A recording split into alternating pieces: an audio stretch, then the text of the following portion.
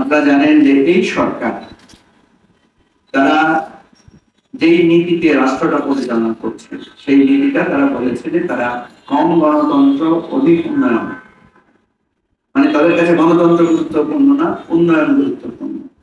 এরকম একটি কথা আমাদের দেশের মানুষের মধ্যে, আমাদের দেশের বুদ্ধিজীবীদের মধ্যে দিয়ে তারা বলছেন যে এটা তাদের নীতি। সেজন্য তারা গণতন্ত্রের ধার ধারেন নাই, মানবাধিকারের ধার ধারেন নাই। তারা কিছু অবকাঠামোগত উন্নয়ন, কিছু মেগা প্রকল্পকে সামনে নিয়ে বলছেন যে তারা বাংলাদেশকে সিঙ্গাপুর, বাংলাদেশকে থাইল্যান্ডের মতো উন্নত জায়গায় নিয়ে যাচ্ছেন বা নিয়ে যাবেন। আপনারা বহুবার শুনেছেন ডিজিটাল বাংলাদেশের গল্প, কিন্তু বাস্তবে আমরা কি দেখতে পাচ্ছি? বাস্তবে আমরা দেখতে পাচ্ছি, আপনারা আজকের পত্রিকাগুলো খুললে দেখবেন যে বাংলাদেশের রিজার্ভ, বাংলাদেশ ব্যাংকের যে রিজার্ভ, সেটা আজকে কমতে কমতে সেটা এমন একটা আশঙ্কাজনক জায়গায় এসে দাঁড়িয়েছে, যেটা অর্থনীতিবিদরা গত 6 মাস থেকে তারা সতর্ক করছেন যে আমাদের দেশের রিজার্ভ কমতে কমতে এখন এসে এটা 13 বিলিয়নে দাঁড়িয়েছে। আজকের পত্রিকা বলছে যে প্রকৃত রিজার্ভ, যেটা IMF, ওয়ার্ল্ড ব্যাংক, তারা বলছে যে আমাদের প্রকৃত রিজার্ভ এসে দাঁড়িয়েছে 13 বিলিয়নের মতো। আপনি হয়তো এটা হচ্ছে প্রায় 1882 কোটি ডলার। বাংলাদেশ ব্যাংক বলছে যে না, তাদের কাছে আছে 18.32 বিলিয়ন। কিন্তু এখন প্রকৃত রিজার্ভের যে হিসাবটা আমাদের আসছে, আমাদের প্রতি মাসে 500 কোটি ডলার আমাদের আমদানি ব্যয় এবং অন্যান্য ব্যয়ের জন্য আমাদের প্রয়োজন। মানে এই আমদানিগুলো আমাদের কেন করতে হবে?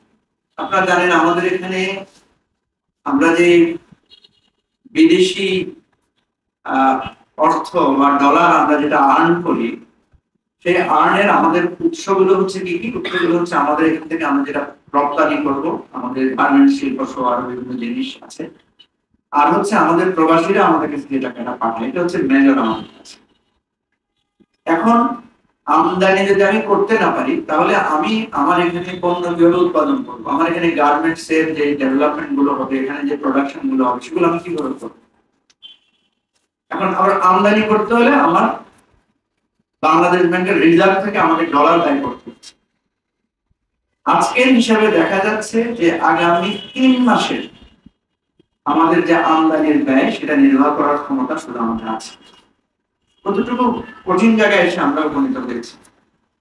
আপনারা জানেন যে আমাদের বাজেটের গত বহু বছর ধরে আমাদের এখানে ঘাটতি বাজেট দেওয়া হচ্ছে, এবং ঘাটতি বাজেটটা পূরণ করার জন্য যে কাজগুলো করা হয় সেটা হচ্ছে বিদেশ থেকে ঋণ, আর দ্বিতীয় হচ্ছে আমাদের এখানে ব্যাংক থেকে ঋণ এবং নানা ধরনের সঞ্চয়পত্র তারা এখানে চালু করে। আমরা কি দেখতে পাচ্ছি? আমরা দেখতে পাচ্ছি যে ব্যাংকগুলোর অবস্থা আজকে লুটপাট হয়ে গেছে। আপনি জানেন, আমরা এখানে যদি আমরা দেখি, আমরা দেখবো যে সিপিডি বলেছে যে ৯২,০০০ কোটি টাকা শুধু লুটপাট হয়েছে 24টা পার্টিকুলার অনিয়মের মাধ্যমে বাংলাদেশ ব্যাংকে, অর্থাৎ বাংলাদেশ ব্যাংকের গোচরে এটা হয়েছে। খেলাপি ঋণ 2008 সালে ছিল 22,000 কোটি টাকা, এখন এটা হয়েছে 60,000 কোটি টাকার উপর। এবং অনেক ব্যাংকার বা যারা ব্যাংক সম্পর্কে জানেন তারা বলছেন যে এটা আসলে প্রকৃত চিত্র না, প্রকৃত চিত্র হচ্ছে 3 গুণ খেলাপি ঋণ।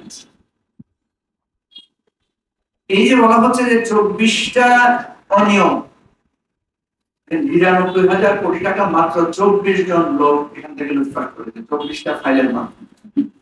এবং তার মধ্যে এমনও আছে যে 24টার মধ্যে এক ব্যক্তি করেছেন হয়তো 4টা বা 5টা ঘটনা।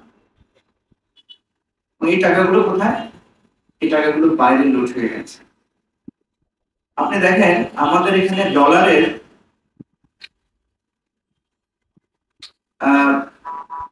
2 বছর আগে ডলার ছিল 87 টাকা, আর আজকে ডলারের দাম হচ্ছে 117 টাকা 44 পয়সা। তাহলে দেখেন 2 বছর আগে কেউ যদি আমার এখান থেকে $1 লক্ষ পাচার করে দেয় বিদেশে, আজকে যদি এই $1 লক্ষ আবার আমার দেশে ঢুকে, তাহলে শুধুমাত্র এই ডলারের বাবদই তার আয় হবে $30 লক্ষ।